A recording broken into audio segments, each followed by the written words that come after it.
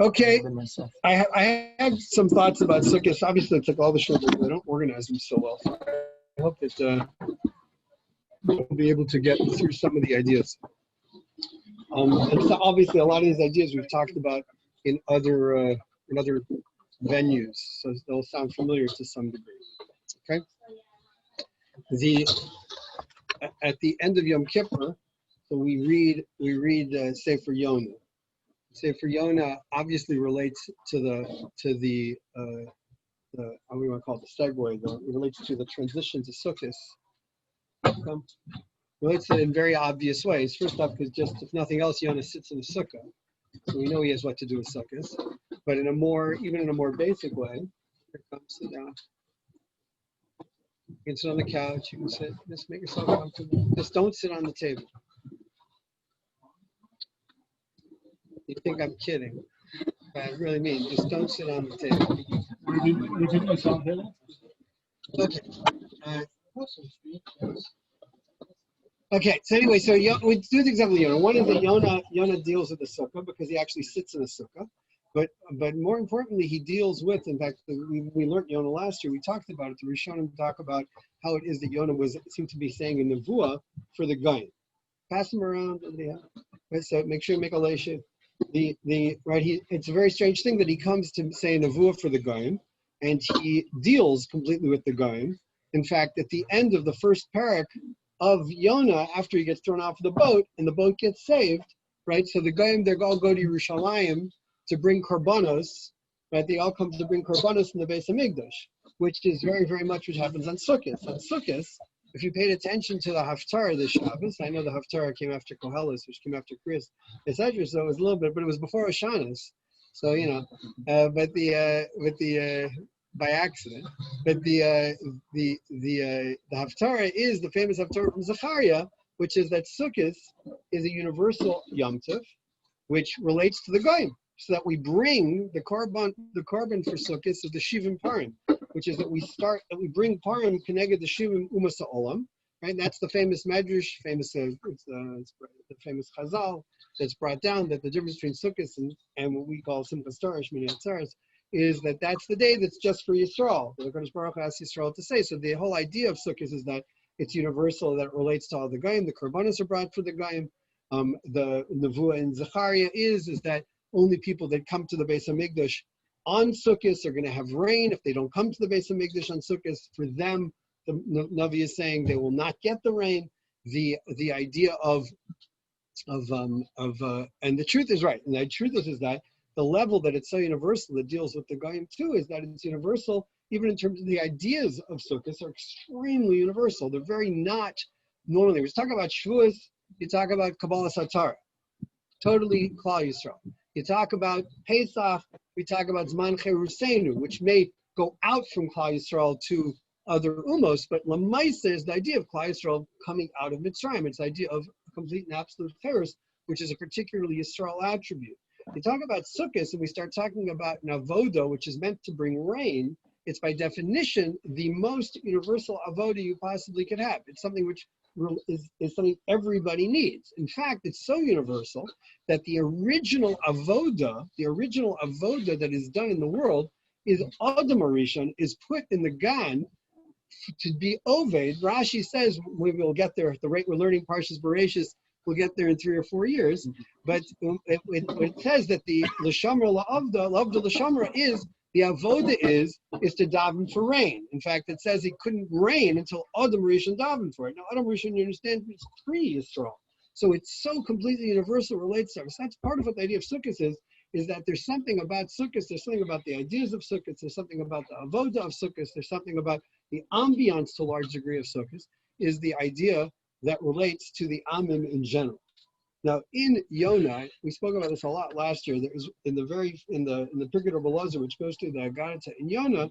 So it tells over the story. He's thrown out of the boat, and he's swallowed by a fish. And the fish says to Yonah that Yonah's very happy he got saved. This is obviously all discussed last year. It's a dream or a metaphor, a nevuah, whatever it is. And he says, "You picked me on a really bad day because this is my day that I get fed to the Levyasim." it's my day to become food for the Livyasan, so it's nice that I saved you, but we're going to all be food for the Livyasan. So Yonah, according to the Medrash, makes a deal with the fish and says, if I save you from the Livyasan, will you give me this tour? This absolute, in the end, there's this massive tour of the oceans and the depths, etc., that Yonah ends up getting. He says, sure, if you can save from the Livyasan. So it says that Yonah goes and meets the Livyasan, and he says like this. What's Livyasan? Livyasan translates in English as Leviathan, which means nothing to you, right? So Livyasan according to the Gemara, it's essentially a creature which HaKadosh Baruch Hu has to play with. We'll see more. We're going to learn more about the Livyasan in a minute. But Livyasan doesn't seem to have any purpose at all. It's just there for HaKadosh Baruch Hu to play with, according to the Gemara, right? The Gemara, huh? HaKadosh Baruch Hu doesn't get stressed. Right? And the Gemara in Bracha says at such and such a time of the day, right? It says that's when he plays with the Livyasan. We'll discuss what that means in a minute. But in any case, so Yonah says to him, Yonah says, take me to Livyasan. So he says to the Livyasan that I came down here because I had to see where you live, because I'm the guy in the future who's going to stick a hook and fish you out. I'm going to stick a rope in your mouth, and I bring you up in order to be a zevach on the Suda Gedola of the tzaddik. That's what I'm going to do. And then it says like this, that Yonah showed him Chosmo Shel Avram. He showed him, Chosmo Shel Avram means he showed him his bris milah, habeit labris, and look at the bris milah. Ra Livyasan uvarach b'nei Yonah mahalach shnei yomim. He ran away as soon as he saw the bris milah. You want to know what the Livyasan is? At the very end of Sukkos, Daniel, just so you'll know, right? But you come over, the fish in your sukkah, you also have a poster of a fish. It's a fish, much nicer poster, but my daughter didn't like it. So you say this to your outside, right? The same way I was the time in this sukkah, I should be zok in the kind of the skin of the Livyasan. Okay? So what's the Livyasan? We'll get to that in a second, but you see that the Sukkah and Livyasan directly relate to each other, right? You can't argue. That's what the Hiratz. This is the Hiratz that every person in Klal Yisrael says when they leave the Sukkah. That the same way I sat in the Sukkah, I should be going to sit in the Sukkah Arash Livyasan. Livyasan, according to the Gemara, was put away, and in the future, it's going to be served la'asid lavo. That's why Yonah says, I'm going to come down and get you la'asid lavo. It's going to be served to the tzaddikim la'asid lavo. Somebody mute, Sam Sadov, mute yourself. Mute yourself. Okay. Bring 70 shivim karbanos. There's a karbanos. Yeah, that is. No, we also do the Nisuch HaMayim. That's you learned Sukkah. The Nisuch HaMayim. That's the whole Shisumas Shueva, is because we take. Okay, let me just back up a second. I'm glad. No. I'm glad it's a fair. No. It's a fair thing. Let me explain to you something. The reason it's normally what do you normally bring on the mizbeach? What do you normally bring on the mizbeach? Three things: wine, and then sometimes basically sometimes menachos, flour, right? And the minchas are mixed with oil, so maybe you want to count oil in there too. In fact, there are times like we learned Becharos. There's a number of times where it says that these things are different than other things because these things are brought in the mizbeach. There's only one other thing you bring on the mizbeach, and you do it once a year, and that is you take water. You take water and you pour it into the shisin of the mizbeach. Right? It's the shisin are at the bottom of the pipes. It goes down either to machlokas, if it goes down to the depths of the world, if it goes into our pipes on the mizbeach. You were with us when we went to Machane Mikdash? Oh, yeah. There are pipes. There are two holes on the mizbeach where we pour normally the wine when we do Nisuch HaYayin, right? So for Nisuch HaMayim we pour it in there, and then according to the Gemara, either it goes down to the shisin, which is the source which the entire world was nivra from, right? It's whatever that means. Yeah, that's right. That's the Gemara David Amel, right? Where the water was coming up from the Tahom. Right, but these things all also go back to all the basic things, where it's the fact that we blame Bereshis on this is where we learn Bereshis. Right, this is where all these issues come together. But the whole idea of pouring water is an avoda, is for the avoda for the geshamim to get it to rain. The avoda on Sukkos is supposed to be to get it to rain. Okay, which is also why we talked a little bit about the esrog today in Bereshis Shir, that the esrog is also pre-8. What's the last word? Hadar. Hadar is hydra. It's gadol al kol mayim.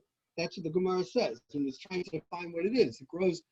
It's completely full of water, and that's all the avoda on Sukkos evolves around water on that level, which is why Yonah being in the water with the fish and the Leviathan, which is in the ocean, also it's not stam, but the Gemara says go kol mayim. That relates to the fact that we use our baminim, and there was the fact that we have an avoda which is based on these things which grow. We don't ever have anything like that. Right? We'll get to the schach in a second. Okay, but let's get back to the basic thing. So what is Levyasan? That's what Daniel Mikowski wants, and that's an extremely important thing for us to understand in Sukkos, because if somehow the Levyasan relates to Sukkos in the level of that somehow or other the ultimate Sukkah is the Sukkah Rosh Levyasan, it's not Stamat idea. So the Levyasan, the word Levaya, you're familiar with the word Levaya? What? Levaya is to accompany. Accompany a mace. Usually you can malava a mace, you can malava a kala, you can be malava somebody out of your house. You can be malava malka on Motzei Shabbos. Levaya is an accompaniment, it's something which goes along. So Levyasan is something which exists from the initial bria, which is just there at the end. Does it do anything along the way? No. That's the idea of a Kodesh Baruch who plays games with it. Meaning, there's nothing particularly practical about this thing at all. It's just there, right? It's just there. Now, what Yonah does to scare the Levyasan is he shows him the bris, the chosim of Avram Avinu, as he calls it, the bris. The idea of a bris milah is exactly the opposite of doing nothing. Right? A bris says that Kadosh Baruch Hu gave us what a bris milah physically represents. I don't like the word represents, but it physically sort of carries out is that you're given what you would think is a completed body by a Kodesh Baruch Hu, which should go on. We do a bris to it, which is how we actually finish it.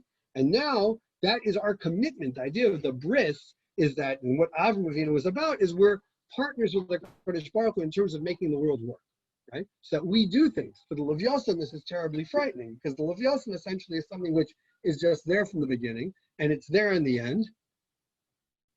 Can everybody else not hear, or only Aaron can't hear? Can you guys hear? Give me a thumbs up if you can hear. Okay. Okay. So so no, Aaron said he can't hear, so I have to make sure it's not my Wi-Fi. That was the Hiratzon when Rebbe stood up. Huh? Say again? That was when Rebbe stood up to read the I'm sorry. Okay. Great. Sorry. And it wasn't that important. I was just trying to point it out to people. So the idea of the Levyasan is sort of the static universe. And it plays a very important role, because by the Levyasan being there at the very end and having been there at the very beginning, it means that the world on its own got to where it's supposed to be when it gets to that end. In other words, if I can stick something, essentially it's like a time capsule that I put away to show you we're going to get to here. I have it at the beginning, so it gets there at the end. Now, that is in some ways the most universal of the ideas that Sukkos deals with, because remember that this contrast that Sanjiona is pointing out, but is really something which we're aware of to a large degree, is that there is a world which, as we've been learning in Bereshis, in other words, in the initial ratios, in the initial energy put into the world, everything the world needed in order to be able to get to where it was going to get to is there, right? Exactly the role that man plays in terms of making that happen, well, that's a Purim story. Right? But there's always two levels where things are taking place on, and they're important for each other. That man is a shutef in my Bereshis to make it happen. So even on the level of rain, where we have in Parshas Bereshis that Adam Ayin Lav that Adam Arishan wasn't there, the way Rashi puts it, to be makir b'tovas shel geshamim. So it doesn't rain until Adam Arishan comes and is able to be makir. Whereas his tefillah is what causes it to rain. The world had to have rain, or else nothing would have grown.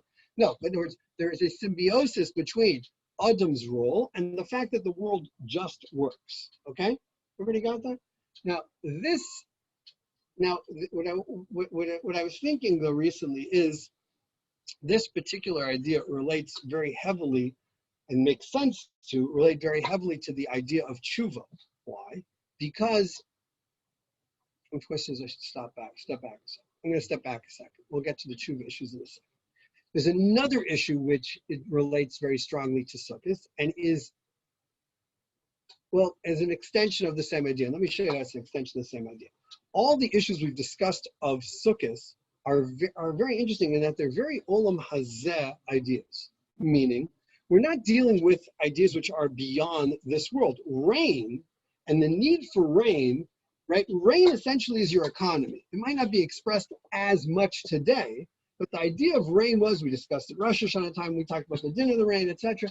But the idea of this is your world working, your parnasa, right? There's nothing more olam hazeh than me saying that water has to fall and hit the ground in order for something to come out of it, right? So that the ideas of Sukkot, in a very strange way, you may not have thought about it, are very physical. They're so physical in such a strange. We're sitting here in a box that we built, fulfilling a mitzvah, right? We built this. You took wood. You took. It's just a strange thing. Your lulav, your esrog, your hadassim, your ravas, they're from the ground. They are as much of this world as anything you will ever deal with. They're completely not even. They're not even processed, right? And the whole idea of the sukkah is that it's not processed. In fact, it's so not processed that it needs essentially to be dead. In other words, schach is psolas garin v'yeket. The Torah tells you it cannot be. If it is attached to a live thing, if it's still attached, it's puzzle. It needs to be psolas garin v'yeket. It's meant to be the things which have died. They're the things when they're no longer attached. And even to such a degree, your lulav, your esrog, and your adasim, and your ravas, you've killed the minute you cut them. It happens to be that the esrog has tremendous life to it, the hadassim, and those are all the ramosim to it, these things I believe, but you're dealing with things that are, now, the idea of death is a very olam hazeh issue, right? There's nothing more olam hazeh than death. Olam haba is by definition eternal. Olam hazeh has entropy. Things begin dying the minute they are created. Now, more than that, what is the name for Chag HaSukkos in the Torah?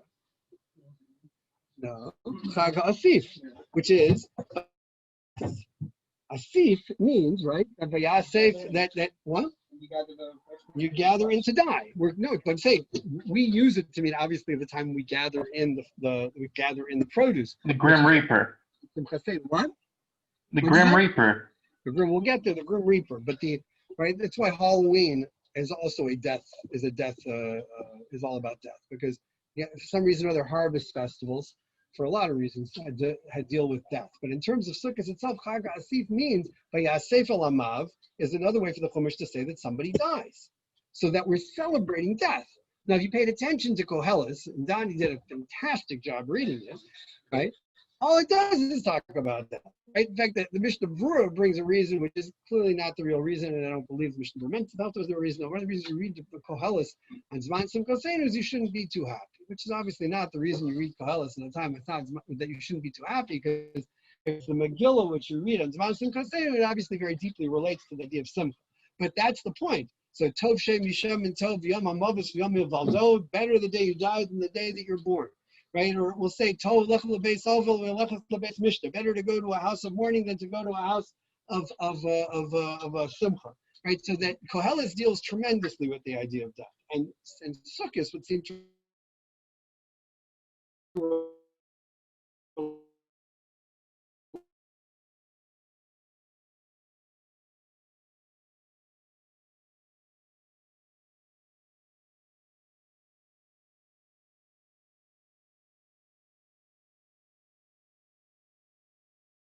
death. So you're going to say, well, obviously we said that the day you die, there's a shikul, right? But there's much, much more than that. And that is that it says like this, it's a halach in the 7th parak of Hilchos Tshuva. Your internet connection is unstable. You lost me. You with me now? Okay. Now we are, yeah. Okay. So there is an idea in Hilchos Tshuva which relates specifically to death, and it obviously comes from a pasuk in Koheles, like everything has to, right? So that's like this. The 7th parak, John, if you have your Hilchos Tshuva there, you can pull it out to the 7th parak, and it says like this: Hol v'rashus kol adam nesuna lo, k'moshe biyarnu, yishtadal adam lasos tshuva lihisvados b'pi michatav, v'lin or kapav michatav. It says like this: being as a person has the ability of rashus. Now rashus we discussed, that idea of Rosh Hashanah time. It's ultimate choice. A person has to make an attempt. Yishtadel, he has to work all the time. La'asos tshuva, to make tshuva. V'li'isvadas b'pid mechatav, and to admit his sins. V'li'nor kapav mechatav, to shake away his sins. K'dei shiyamas v'hu ba'al teshuva, that he should die as a ba'al tshuva v'yizkel l'chai olam haba. So they have a halacha at the beginning of the 7th parak, which specifically addresses the idea of a person dying. Halacha base says like this. La'olam yira adam atzmu ki'ilu nota lamuth. A person should see himself at all times as if he's about to die. V'shema yamas b'shaito, and he may die right now. V'nimtza omid b'chatav lefikach yashuv mechatov miyad, and therefore what he has to do is be shot from his chait immediately.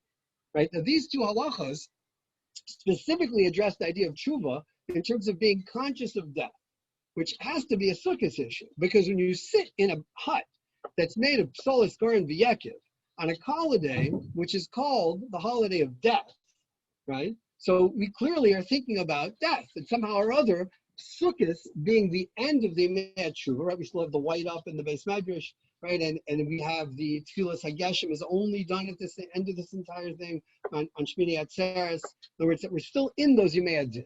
Now, I just want to point out that this Rambam comes from the Mishnah in Avos, which you may be familiar with, and the Gemara in Kufnun Gimel in Shabbos brings the discussion of what this is and brings the proof from where we know this. And that's like this. Said like this. It says, "Atnan Hasam." We learn it actually in Avos. Rabbi Lazar Omer, "Shuv yom echad lafi misascha." A person should be shuv a day before they die. Shalu Talmidav is Rabbi Lazar. The Talmidim asked Rabbi Lazar, "V'chi adam yodeh ezi yom yamus." Does a person know what day he's going to die? Amar lahen, he says, "V'kol shekin." Wow, how much more so? Yashuv yom. He has to do tshuva today. Shuv yom shema yomus lamachar. Maybe he'll die today. He'll end up dying tomorrow. V'nimtza kol yomav b'tshuva, and then he'll end up spending his entire life in tshuva. V'av Shlomo amar b'chachmaso, and Shlomo is the most incredible pasuk. V'chol eis yuva gadecha lavanim, that you should always have your clothes be white. Now let's go over this conversation. Those who have been in the shiur before have heard this. The Shana al-Shanavent guys maybe haven't heard this before. Right? It's a nonsensical conversation. He says, do tshuva a day before you die. Rabbi Lazar doesn't figure out the fact that you don't know the day you're going to die, so that the Talmidim should ask this most incredibly insightful question. But I don't know when I'm going to die. Oh, you don't? Wow, then you better do tshuva every day. And what a brilliant idea Shlomo Melech came up with. The thing is, you don't know when you're going to die, you better worry about it every day. Like, what's the conversation? It doesn't make sense. Obviously, that's what they're saying, which is what is going on. So the Rambam has done, that's exactly, 2 halachas I read you, is that conversation. And he points out there are 2 separate things. And this goes back to the very beginning of Hilchos Tshuva, where I pointed it out over there too. And he says like this, I'm going to pay closer attention this time. He says a person needs to, what does he have to do? Yishtadel adam lasos tshuva. He has to be, yishtadel means to try. But obviously here means more than to try. It means it's something you're working on to be usa tshuva, lasos tshuva. I translated it very accurately as making tshuva. Why? So that he should die as a bal teshuva. Okay, so get those words again. Lasos tshuva, kadesh yamas kubal tshuva. Then, in halacha base, he says, Yira adam atzmo kiluhu nota lamus, a person should see himself as dying. Shema yamas b'shaito, you might die right now. V'nimtza omed b'chet. Those are 2 different things. They're 2 different things. I'm going to show you how they're different. Anybody who's been at the old shiurim has heard this 100 times, but it's always worthwhile to review. The Rambam at the beginning of Hilchos Tshuva says as follows: Kishiyaseh teshuva v'yashuv micheto. He says these 4 words, which don't make sense until you get to this point. But he says there's something called Ya'aseh teshuva v'yashuv micheto. There's the making of tshuva, and then one comes to be shoved from their chet. And those are 2 different things, which when he gets here finally to the 7th parak, he divides into 2 halachas. So there's the asiyas tshuva, and then there is shav micheto, which is shema yamas b'shaito v'nimtza omed b'cheto. And those are 2 different issues. The asiyas tshuva and the shav mecheto, because because what the halacha is addressing and what the Gemara is addressing, what Lazar is addressing, is as follows: is that there's 2 things you need to do. One would actually seem to be easier than the other, which is why the Talmidim asked it. He says you have to do tshuva a day before you die. What does it mean do tshuva a day before you die? A day before you die, you say do tshuva right before you die, which is what the second halacha is and what the Talmidim asks. You don't know when you're going to die, right? You don't know when you're going to die. And that's a question of, I might die right now, which means I have to deal with something right now. Rabbi Elazar wasn't addressing that in his initial idea, and neither is the Rambam in Halacha Aleph. One is live as if you have a day to live before you die. What's the nafkamina between I'm going to die right now and that I'm going to have a day to live before I die? One is having to live in tshuva, and one is dying in tshuva. Okay, but the consciousness and the awareness of death drives both of them, but in very different ways. If I'm going to die right now, I have to clean up whatever mess there is and deal with right now. That's a different issue. I may not be able to do that. I may not have arrived there within my growth. I may not be there in terms of my ability to get rid of it. I can't, right? So therefore, it's a good idea. I might not be able to do it. But the idea of being osa tshuva an entire life in order that when I die, I'm about tshuva is a very different way to lead life. And it's very nogea sukkos, I believe. And that's like this. The idea of a life which is run by making teshuva means that it emerges as a life of a Baal Teshuva, meaning that what I'm doing when I have a day left of my life is I'm trying to take a life and encapsulate it that it should actually be something. It should come to be a totality of something at the end and be meaningful in terms of what it is that I now have accomplished. My life isn't a bunch of separate things which happen to have taken place. But what tshuva does is drive my life so that something emerges at the end. What merges? I'm about tshuva. What's the advantage of that? Well, then you just go to chai olam haba. Because chai olam haba, by definition, is an emergent value, which can only emerge from the totality of what you have made of a life of tshuva. And that's what a life of tshuva means. Driving a life where it comes to finally mean something at the end. And that is something which is the first halacha. Second issue, which you have a chait you never took care of, okay. You need to be doing tshuva, and you need to be shav micheto, if you're capable of being shav micheto. The way the Rambam learns in the first parak of Hilchos Tshuva, just as this is a little bit aside, but it has to be addressed just because I'm addressing them, is that you're never going to arrive at being shav micheto without having been osa tshuva.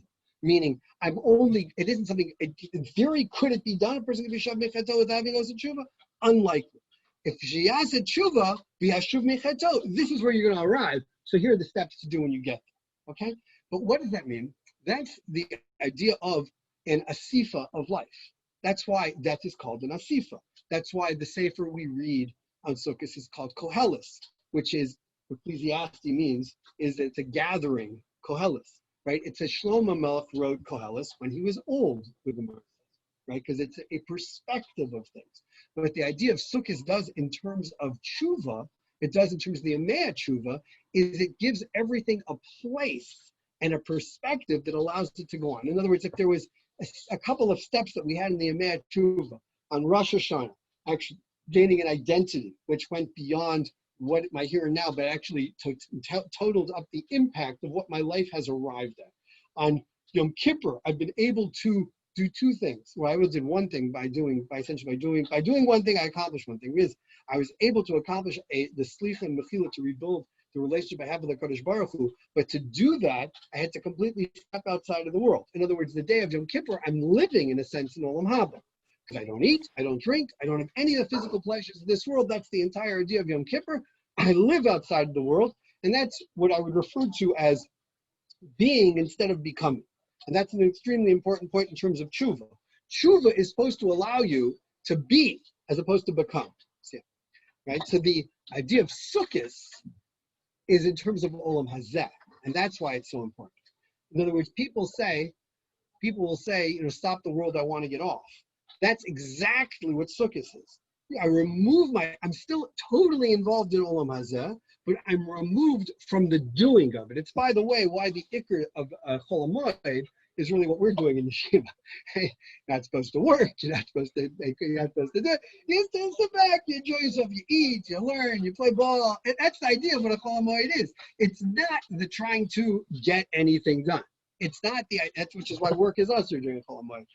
All the halachas, by the way, of Chol Hamoed are in a Masechta called Moed Katan, which discusses really three topics, but they're really three topics which are two. Discusses Chol Hamoed and Avelos, because those two things go together. All the halachas of Chol Hamoed and all the halachas of Avelos are exactly the same, literally the same halachas. So the idea here of Sukkos then is this point, that there is, that I'm able to arrive out of a life of tshuva into a asifa where I finally have something, and olam hazeh I relate to completely different. Because before I can get back into a winter of tremendous asiyah, which is what the winter is about, it's where all the work is done, I first have to be able to essentially take in an asifa of olam hazeh, which is ultimately a tshuva on the level of olam hazeh, where this world now becomes something which I have, as opposed to which I have to do. And this is a very, very big nachma. I know it's a very weird thing to say, but we find this idea of Shabbos, which is obviously related to tshuva. We've discussed this also a number of times. The idea of Shabbos, that you're supposed to sleep, in fact, the entire idea of sleep, which, by the way, the ikr that's mentioned in all the Gemaras about Sukkah doesn't talk about eating, it talks about sleeping. Because if we're going to deal with death, you obviously have to sleep in a sukkah. But more than that, we saw that when Yaakov Avinu gets to Har HaBayis, which is, by the way, also, it's a very funny thing, gets the Makom HaMikdash, the idea of the Mikdash,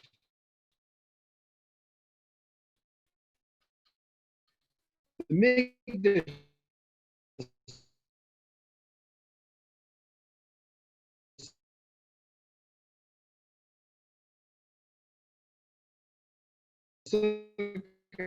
Sukkos David Hanofelis, which is the base of Mikdash in the time of Shlomo, is done on Sukkos. That's what it took place. It took place on Sukkos.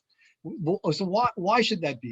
Because what the base of Mikdash is the same oxymoron as our ox, meaning it's a olam hazeh manifestation, which somehow or other goes beyond the world which we're in. I build the base of Mikdash, and suddenly there's a makom for the Shechina. In the same way, I build a box, and suddenly I can do a mitzvah d'oraisa, which is a crazy thing. So it's specifically relating to Olam Hazeh, the idea of both of these ideas. And what does Yaakov Avinu do when he comes to the Makom HaMikdash? He goes to sleep. And we pointed out in the Psukim over there, he's not he goes to sleep. When he realizes in the Makom HaMikdash, he goes back to sleep. Right? The Psukim are Meduyik over there. So that the idea of sleep is a completely different way to relate to the world. And if Olam Hazeh is only there, like some people think, which is just a stage where I play a game on, I collect enough points. At the end of Pac-Man, I have to have enough points to get a nice big piece of Olam Haba. Or Olam Hazeh is just there to see what I can dig out of it. What can I get out of it?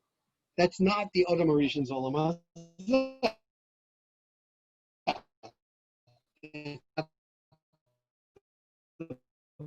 Gracious value of Olam Hazeh. The Adam Harishon is told, make sure you don't mess up my world, which is something which only we can relate to in this dark. We're the first generation that could literally destroy the world. But there is a relationship with Olam Hazeh. The fact that we need sleep, and the fact that Kedusha, what's Kedusha? The Mesillas Yesharim's example of Kedusha is the rocks that Yaakov Avinu slept on, that I relate to the world and give it meaning through that relationship. Sukkos does that in the biggest level possible. In just relating to that world, it gains meaning, and now it's something which I function within, not for what I can get out of it, not for what I can do to it, but what I intentionally do with it. So it's the place, in a sense, where the bris milah that Yonah has, comes together with the Livyasan to give the world all of its meaning. That there's two parts to it. People, or Adam's biggest problem, this is the discussions the environmentalists talk about all the time, is not seeing itself as part of the Bria. There's a Bria, and I look at myself as being on the Bria. And there is some degree where that's true, but not in terms of this level. On this level, Adam is the conscious expression of Maisa Bereshis, right? We are the creator, the creation talking back to our creator.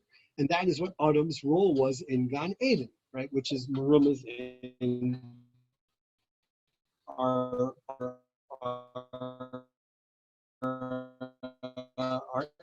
Esra, which is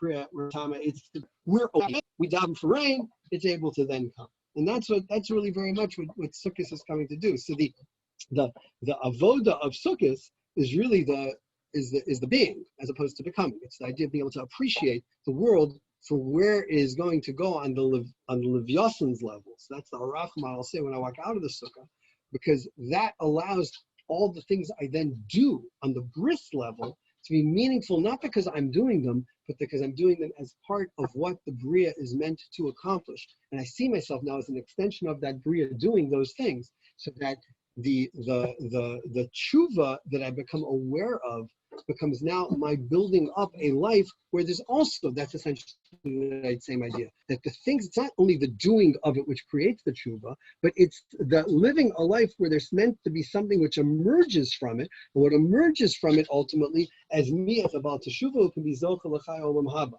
that keeping in mind that there is a place where it all comes together, right? That, by the way, is the idea. A person dies and they say a hesped, and all of a sudden all the little stupid things that were annoying about him, nobody cares. Why? But only care about what it was, what was his life.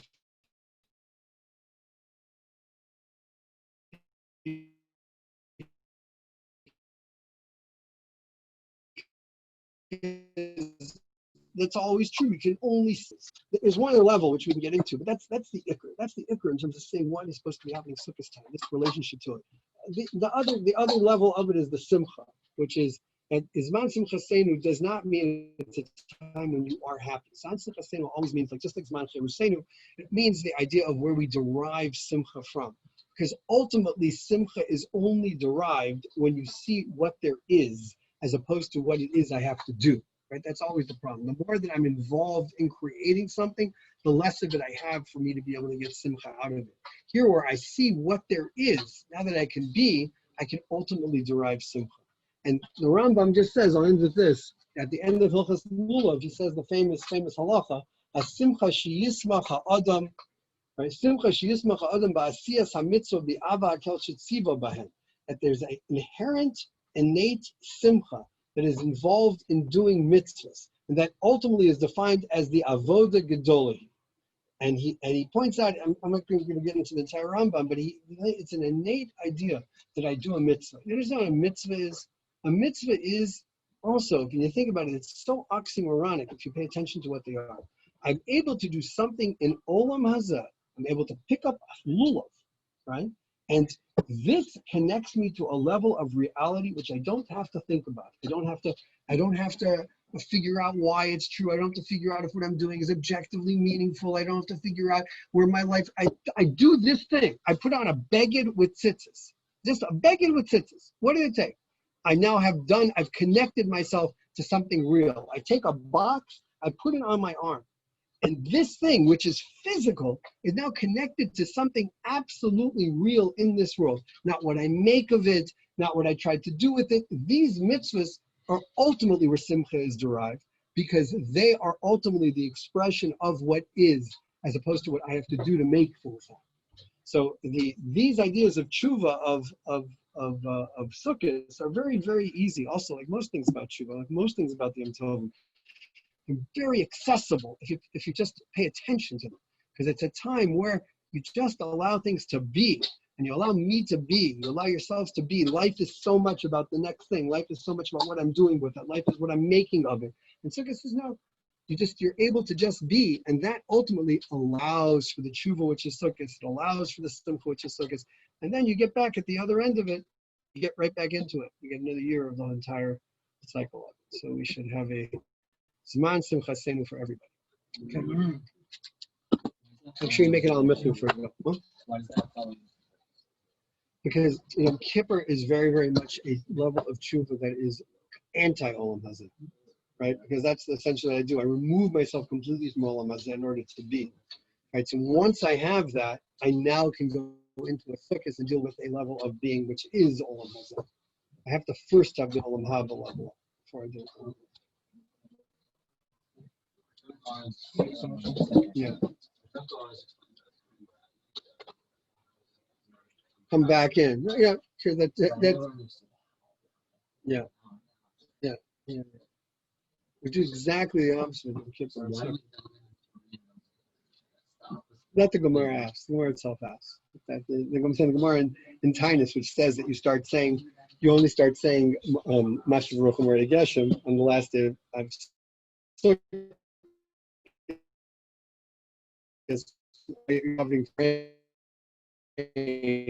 During Sukkot, even though it's bad. Yeah, it's Mishpacha, right? So that's already that's the Gemara answers that more or less. So it's the avoda leading up to the time when we want the rain. The din on the rain is done. No, because you're appreciating the needs of the world. It's your ability to appreciate the needs of the world, the desire for the rain. Yeah. Those explain provides is crazy.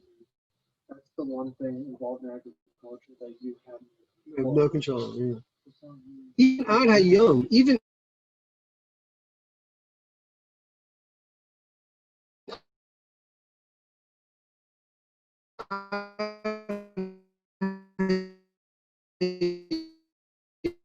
because even though you can irrigate, you cannot actually run an agricultural crop. They do, but you should know you don't use this. It's too expensive to use for agriculture. Salination there just makes sure that we never run out of drinking water. Right? Agriculture requires rain. This is true universally. It's true in America, and it's true in Israel, and it's true in every part of the world. Maybe one day it'll become so cheap they won't. At the moment, they need rain everywhere. Worrying, but not about the future. Right, because you can't do anything about it.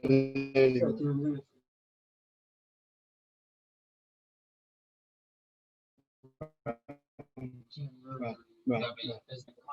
What do you mean? Sukkos is all about appreciating what you want when you die, focusing the end of it, and rain is just the beginning of it. Well, I'm saying that's why it starts right after. That's why we do it. We do it after Sukkos, which we do the entire avoda for it.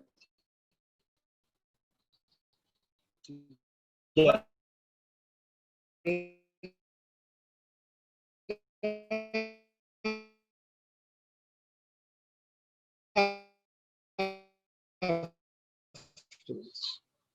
Right, no, because it's the needs of the world. It's not your need in terms of your money that you're davening for on Sukkot.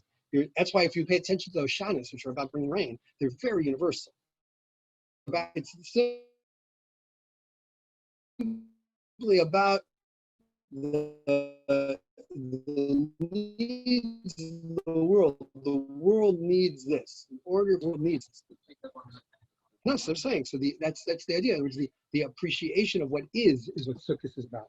You have to relate to things as they are, not for what you're getting out of it. The rain is not, the davening for the rain on Sukkot is not about what you're going to get out of it. It's about the needs of the world. It's actually a very good point. It's a big nafkamin in terms of how one looks at the tefillah for the kshamim on Sukkot. Yeah. Could even be is the Tain Talmud. So the bracha is we only add really a week after, or America it's much longer, but there that's actually the bracha for Parnasa. Baruch Aleinu is a real bracha for Parnasa. I never thought of it like that because the Gemara doesn't say it like that. It's a practical reason. You don't start davening for the rain until everyone's home, right? That's but but it could be that's you don't start Baruch. I certainly would never start Baruch Aleinu during Sukkot. That wouldn't make any sense. Baruch Aleinu is rain. That's what it is. Tain Talmud, yeah. Oh, you might have a different girsa this morning, but it's Tain Talmud, you definitely have. Yeah. Baruch Aleinu is the bracha on Parnas. Oh, Ilan Atar showed up. Very nice, Ilan. Nice to see you, even though you're not there. Okay. Oh, there he is. Okay. Seder. Mark Sharif disappeared. You took his place. Okay. Okay, guys. It was wonderful having everybody with us. Ready?